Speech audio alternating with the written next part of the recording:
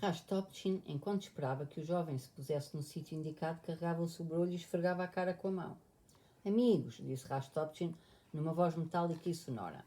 Este homem, Vereshchagin, é o canalha que levou Moscou à perdição. O jovem do casaquinho de raposa estava numa pose submissa, com as mãos juntas na barriga e um pouco curvado. O seu rosto jovem, emagrecido, com uma expressão de desespero e desfiado pela cabeça rapada, estava baixo. Às palavras do conde, levantou lentamente a cabeça e olhou para o conde de baixo para cima, como se quisesse dizer-lhe alguma coisa, ou pelo menos captar-lhe o olhar. Mas Rastopchin não olhava para ele. No pescoço, comprido e fino do jovem, por trás da orelha, azulou-se uma veia. O rosto ficou-lhe vermelho. Todos os olhos se fixavam nele. Olhou para a multidão e, como que esperançado com a expressão que encontrou nos olhos das pessoas, sorriu com tristeza e timidez. Voltou a baixar a cabeça, ajeitou os pés no degrau. Traiu o czar e a pátria, entregou-se a Bonaparte, foi o único russo que cobriu de vergonha o nome do homem russo, por culpa dele é que Moscou perece, dizia Rastopchin numa voz regular e brusca. De repente, olhou rapidamente para baixo, para Vereshchagin, que continuava na mesma pose submissa. E como se esse olhar o fizesse explodir, levantou a mão e quase gritou, dirigindo-se ao povo, fazei justiça pelas vossas mãos.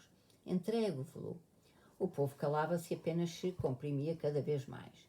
Tornava-se insuportável a situação de se susterem uns aos outros, de respirarem naquele bafo pestilento, sem se mexerem e esperando sabia-se lá o quê. Mas algo incompreensível e pavoroso.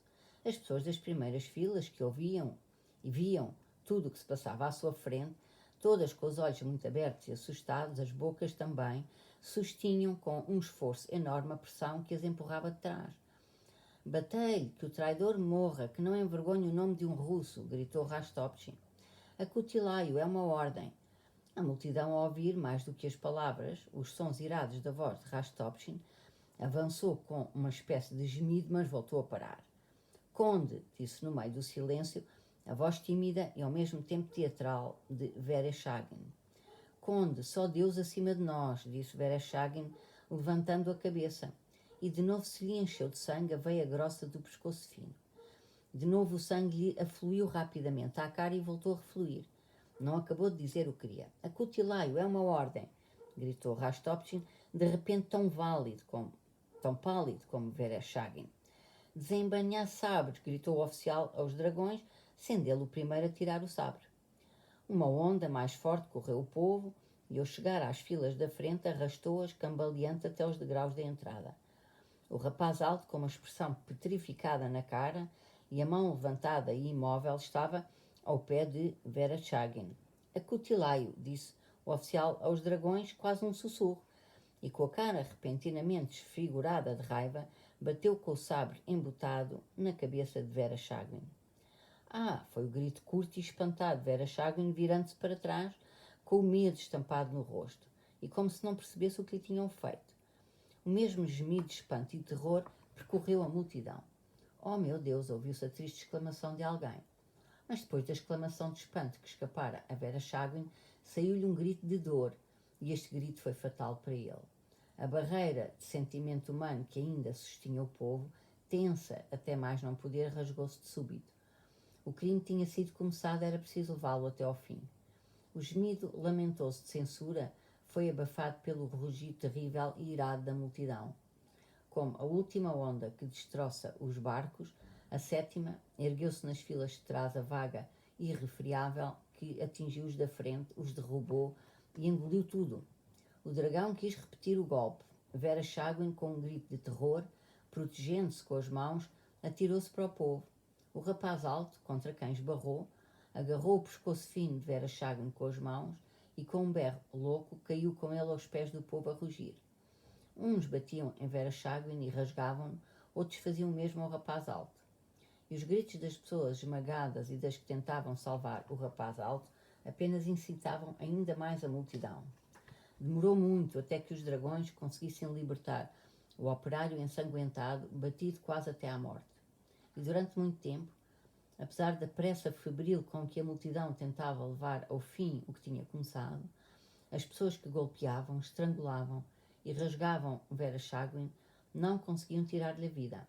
Mas a multidão apertava de todos os lados e os matadores, atirados de um lado para o outro, não conseguiam matar nem largar a vítima. Com o machado esmaguem-no, traidor, vendeu Cristo, está vivo, ainda resiste, para cão morte cão, com a tranca, ainda está vivo. Somente quando a vítima deixou de se debater e os seus gritos se transformaram num estertor monótono e continuado, a multidão começou a sair muito depressa de junto do cadáver ensanguentado. As pessoas aproximavam-se, olhavam para o que tinha sido feito ali e, aterrorizadas, com censura e espanto, recuavam uma a uma. Oh, meu Deus, o povo é como uma fera, como poderia ele ficar vivo? Ouvia-se no meio da multidão. E era novo, era um rapaz, devia ser dos comerciantes. Irra, que povo! Dizem que não foi ele. Como é que não foi ele? Oh, meu Deus, bateram também no outro, dizem que está à morte. O povo. Quem não teme o pecado, diziam agora as mesmas pessoas, olhando com uma compaixão doentia para o corpo morto, com a cara azulada, coberta de sangue e pó, com o pescoço fino e comprido cortado. O zeloso funcionário policial, achando indecente a presença de um cadáver no pátio da casa do conde, mandou que os dragões tirassem o corpo para a rua. Os 2 dragões arrastaram o corpo pelas pernas partidas, a cabeça meio rapada, suja de sangue e pó, morta, arrastada pelo pó, presa ao pescoço comprido e torcendo-se de um lado para o outro. O povo recuava, apertando-se à passagem do cadáver. Quando Vereshchagin tinha caído e a multidão, com um rugido selvagem, se comprimira e ondulara por cima dele, Rastopchin, de repente, empalidecera muito, e em vez de ir para as portas das traseiras, onde esperavam os cavalos, tinha metido cabisbaixo e num passo rápido pelo corredor que levava às salas do primeiro piso, sem saber para onde ia nem porquê. A cara do conde estava branca e não conseguia dominar o tremor febril da mandíbula. Que horror. Vossa nobreza é por aqui. Para onde vai? Venha por aqui, por favor. Dizia-lhe nas costas uma voz trêmula assustada. O conde Rastopchin, incapaz de reagir, deu meia volta obediente e foi para onde lhe indicava. Na saída das traseiras estava a caleche. Também ali se ouvia o rugido da multidão. O conde Rastopchin entrou muito depressa na caleche e mandou seguir para a sua casa de campo, de Solkoniki. Ao sair para a rua Miasnitskaya, o conde deixou de ouvir os gritos da multidão e começou a arrepender-se. Recordava com desgosto e comoção e o medo que revelara na presença dos seus subordinados. A população é terrível, é hedionda, dizia para si mesmo em francês. São como lobos que só se podem apaziguar com carniça. Conde, só Deus acima de nós, vieram-lhe à memória de repente as palavras de Vereshchagin e percorreu-lhe as costas um frio desagradável. Mas este sentimento não durou mais do que um instante e o conde Rastopchin esboçou um sorriso de desprezo por si mesmo. Eu tinha outros deveres, pensou. Era preciso apaziguar o povo. Muitas outras vítimas pereceram e perecem ainda pelo bem público. E pôs-se a pensar naquelas obrigações gerais que tinha para com a sua família, a sua capital, porque lhe fora confiada, e consigo mesmo, não como Fyodor Vassilievich Rastopchin, embora achasse que Fyodor Vassilievich Rastopchin se sacrificava pelo bem público, mas na sua qualidade de comandante em chefe de Moscovo, representante do poder e delegado do imperador. Fosse eu apenas Fyodor Vassilievich Rastopchin, a minha linha de conduta teria sido traçada de um modo diferente, mas eu tinha de proteger a vida e a dignidade do comandante em chefe. Todos os canalhas se desculpam. Balanceando levemente sobre as molas suaves da carruagem e sem ouvir mais o barulho pavoroso da multidão, Rastopchin acalmou-se fisicamente. E como acontece muitas vezes com a calma física, a mente também achou razões para o tranquilizar moralmente. A ideia que dava sossego a Rastopchin não era nova. Desde que existe mundo e as pessoas se matam umas às outras, quem atentou contra a vida do seu semelhante nunca deixou de se acalmar com esta ideia. Esta ideia de é o bem público, o suposto bem dos outros todos. Este bem é alheio ao homem que não é dominado por uma paixão. Mas um homem que comete um crime sabe exatamente em que consiste este bem. E Rastopchin agora sabia-o. Nos seus raciocínios, não só não se censurava pelo que fez, como encontrava razões para se orgulhar de si por ter aproveitado tão bem esse A propósito, castigou um criminoso e ao mesmo tempo acalmou a multidão. Vereshchagin foi julgado e condenado à morte, pensava Rastopchin, embora Vereshchagin tivesse sido apenas condenado pelo Senado a trabalhos forçados. Era um traidor à pátria, eu não podia deixá-lo impune. Além disso, matava 2 coelhos de uma cajadada.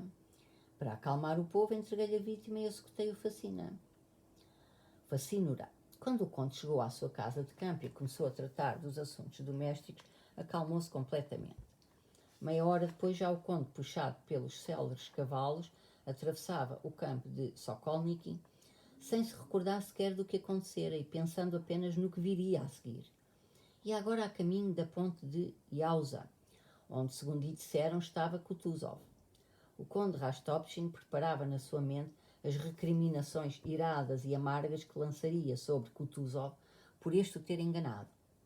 Daria a entender a essa velha raposa da corte que a responsabilidade por todas as desgraças que iam acontecer como consequência do abandono da capital e do perecimento da Rússia, como pensava Rastopchin, recairiam unicamente sobre a velha e marasmática cabeça de Kutuzov. Refletindo no que iria dizer-lhe, Rastopchin virava-se de um lado para o outro dentro da caleche e olhava zangado à sua volta. O campo de Sokolniki estava deserto. Apenas no seu extremo, perto do asilo e do manicômio, se viam grupinhos de pessoas vestidas de branco e outras ainda que solitárias andavam pelo campo a gritar e a abanar as mãos. Um deles corria cortando o caminho à caleche de Rastopchin. Tanto o conde Rastopchin como o cocheiro e os dragões olhavam com um vago sentimento de medo e curiosidade para os loucos deixados em liberdade, sobretudo para o que se aproximava deles. Cambaleando nas pernas longas, de roupão a drapejar, o louco corria vertiginosamente sem desviar os olhos de Rastopchin, gritando-lhe qualquer coisa em voz rouca e fazendo-lhe sinais para parar. A cara do louco, com tufos irregulares de barba, era soturna, solene, magra e amarela. As pupilas dos olhos cor de água, ágata negra, agitavam-se com inquietação na parte inferior da retina, amarelada como açafrão. Alto, para, estou a dizer para parares, exclamava com estridência, e voltava a gritar qualquer coisa, ofegando, com entoações e gestos graves. Alcançou a caleche e pôs-se a correr ao lado dela. Mataram-me 3 vezes e 3 vezes ressuscitei dos mortos. Eles apedrejaram-me, crucificaram-me. Ressuscitarei, ressuscitarei, ressuscitarei. Despedaçam o meu corpo, o reino de Deus será destruído. 3 vezes o destruo, 3 vezes o ergo, gritava, levantando a voz cada vez mais. O conde Rastopchin de repente empalideceu, como empalidecera quando a multidão se atirava à Vereshchagin. Virou a cara ao louco. Anda, anda mais depressa, gritou ao cocheiro numa voz tremenda. Caleche ia tão depressa quanto o permitiam as patas dos cavalos. Mas, durante muito tempo ainda, o grito louco, desesperado e cada vez mais longínquo perseguia o conde Rastopchin. E diante dos olhos tinha apenas o rosto espantado, assustado e ensanguentado do traidor vestido de casaquinho de pele. Por mais fresca que lhe estivesse esta recordação, Rastopchin sentia agora que ela se lhe cravara profundamente no coração até ao sangue.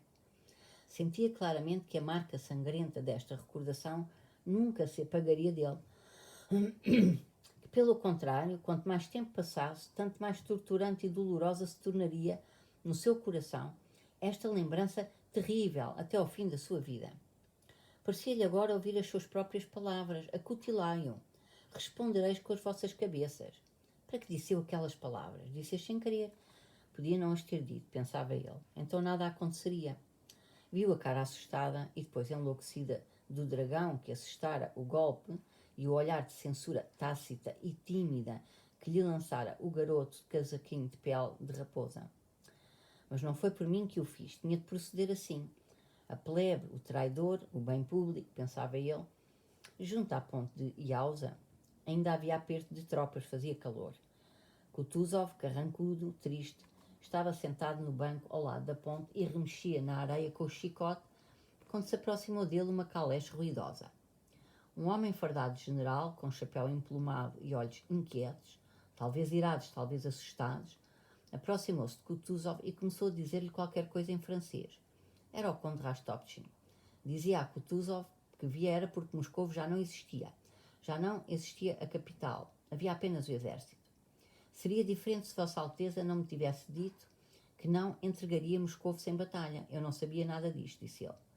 Kutuzov olhava para Rastopchin e, como se não entendesse o sentido das palavras que lhe eram ditas, esforçava-se por ler qualquer coisa na cara do homem que estava a falar com ele. Rastopchin, embaraçado, calou-se.